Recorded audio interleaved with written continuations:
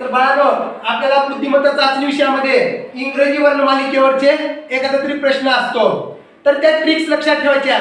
तर दोघांची जोडी कशी लक्षात ठेवायची? ए बद्दल झेड, बी बद्दल वाय, सी बद्दल एक्स, डी बद्दल डब्ल्यू आणि एक शेवटची जोडी लक्षात ठेवायची आपल्याला आय बद्दल आर. तर या जोड्या काय बाळांनो? तर सुरेश पासून ए चा क्रमांक कसा आहे?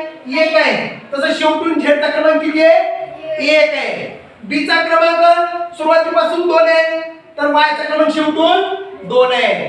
सी चा क्रमांक सुरुवातीपासून 3 आहे, तर एक्स चा क्रमांक शेवटून 3 आहे. डी चा क्रमांक सुरुवातीपासून 4 आहे, तर डब्ल्यू चा किती आहे? 4 आहे शेवटून.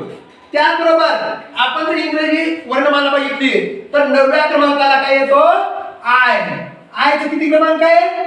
9. आणि 18 क्रमांकाला कोणता येतो? आर. बघा ही 18, 9 आणि 18 ची बेरीज केली आपण तर किती येते? 27. आता बघा आय कशाबद्दल? तर सुरुवातीपासून आय 9 क्रमांकाला आहे आणि शेवटून बघितलं 9 क्रमांकाला कोणता येतं? आर.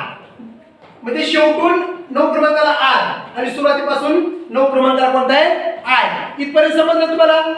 एकूण अक्षर आपले 26 आहे, परंतु आपल्याला सुरुवातीपासूनचा शेवटून क्रमांक जर विचारलं तर बघा ए पासून झेड पर्यंतची बेरीज विचारली आपल्याला तर 27 होते. बघा सुरुवातीपासून ए चा क्रमांक 1 अधिक झेड चा क्रमांक किती आहे? 26 बरोबर किती झाले?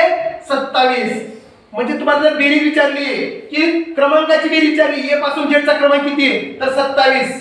बी पासून वाय पर्यंतचा क्रमांक किती म्हटलं तर बी चा 2 अधिक वाय चा 25, 25 आणि 2 किती झाले? 27. सी चा 3 आणि एक्स चा 24, 24 आणि 3 27. बेरीज विचारल्यानंतर सुरुवातीपासून शेवटच्या क्रमांकापर्यंत तर बेरीज 27 येते. आता इथपर्यंत ठीक आहे की झेड चा 26वा क्रमांक लागतो, परंतु तुम्हाला जर 36 क्रमांकाचं 36व्या नंबरवर कोणतं अक्षर येतं मधलं इंग्रजी वर्णमालिकेतील तर तुम्हाला गोंधळून जायची गरज नाही. कारण तुम्ही म्हणता 26 जायचं नुसार 36 कसं काढावं? तर झेडला आपण किती दिला होतो? 26. झेडला 26. मग काय करायचं? ए ला किती देणार तुम्ही? 27. बी ला 28, सी ला 29, 30 असं. म्हणजे 26 अधिक 10 बरोबर किती झाले? 36. मग आता 10व्या क्रमांकाचा अक्षर कोणता आहे? 36वा क्रमांक काढायचा आपल्याला. म्हणजे 10 म्हणजे 9 आय ला 9 क्रमांक आहे आणि जे 10 म्हणजे 36 ला जे. समजलं?